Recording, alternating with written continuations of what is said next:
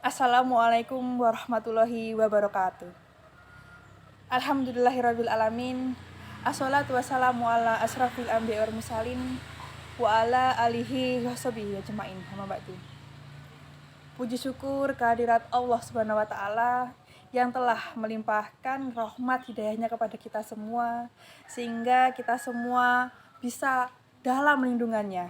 Amin amin ya rabbal alamin.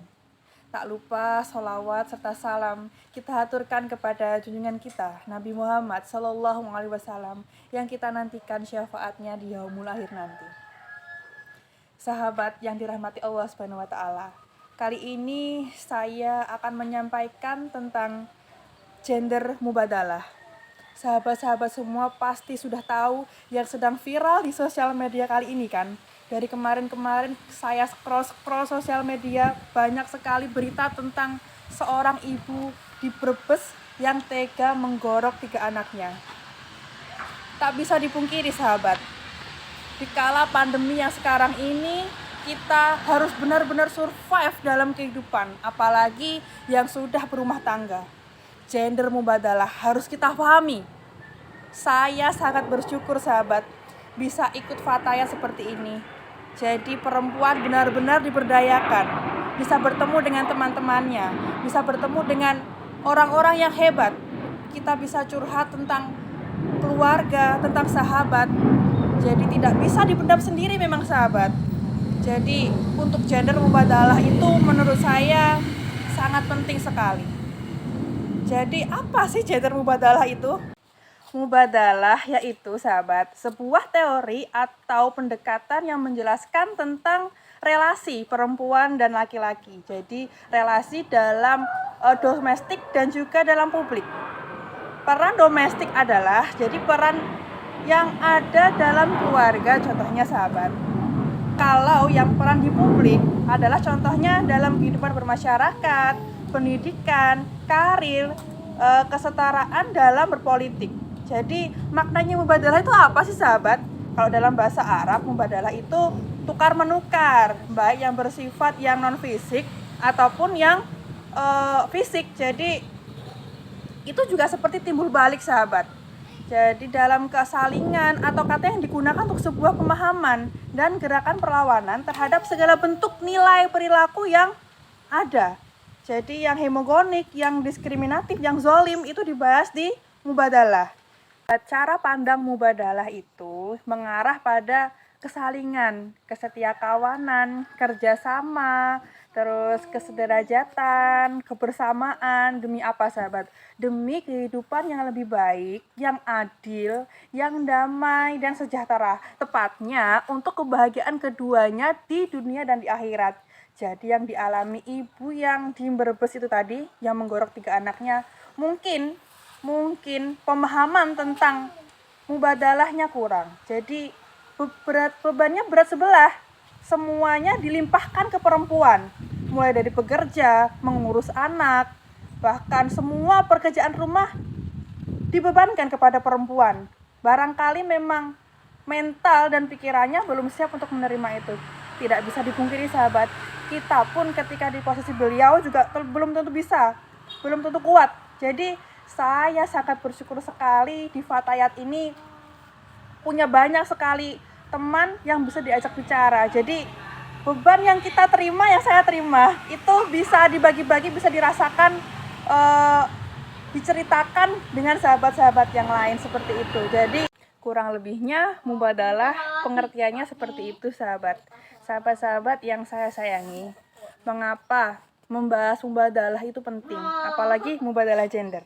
Di kehidupan ini itu gak hanya milik laki-laki. Ini kehidupannya milik laki-laki dan perempuan. Jadi semuanya harus merasakan, keduanya harus sama-sama merasakan. Islam juga turun untuk kebaikan keduanya, gak hanya kebaikan laki-laki aja. Walaupun laki-laki sering diperuntukkan sebagai pemimpin. Oleh karena itu sahabat, keduanya harus memperoleh kebaikan, sama-sama kebaikan. Pun kalau ada kerugian juga sama-sama ditanggung juga. Jadi banyak sekali sisi kehidupan yang hanya diperuntukkan bagi laki-laki, karena di dalam Al-Quran juga di dalam kehidupan bermasyarakat laki-laki harus biasanya harus sebagai subjek ya. Yang perempuan biasanya diperuntukkan untuk objeknya kayak gitu. Tapi untuk di kehidupan sekarang saya rasa laki-laki dan perempuan itu adalah sama. Sama-sama harus merasakan keuntungan kebaikan yang sama seperti yang dirasakan laki-laki kayak gitu ya. Apa dasar mubadalah dalam Al-Quran sahabat? Ada pada surat At-Taubah ayat 7 yang artinya orang-orang yang beriman, laki-laki dan perempuan adalah saling menolong satu kepada yang lain dalam menyuruh kebaikan, melarang kejahatan, mendirikan sholat, mengeluarkan zakat, dan mentaati Allah dan Rasulnya. Mereka akan dirahmati Allah. Sesungguhnya Allah Maha Kuat dan Maha Bijaksana. Jadi ayat ini menjelaskan kesalingan sahabat, kesalingan antara laki-laki dan perempuan yang dimana satu adalah penolong, penopang, penyayang, pendukung yang lain. Jadi nggak bisa laki-laki hanya yang menopang, menolong juga nggak bisa. Perempuan juga kadang bisa sebagai yang penolong, penopang, penyayang, dan pendukung. Jadi satu dan yang lain itu saling bekerja sama, saling menguntungkan. Sahabat, seringnya mengenal itu tentang istri yang soleha, tapi jarang mengenal tentang konsep suami yang soleha kan? Apalagi kalau laki-laki itu sering disematkan sebagai bapak rumah tangga, pencari nafkah, terus masih yang lain-lain banyak ya. Kalau perempuan, kita tuh jarang loh mengapresiasi perempuan.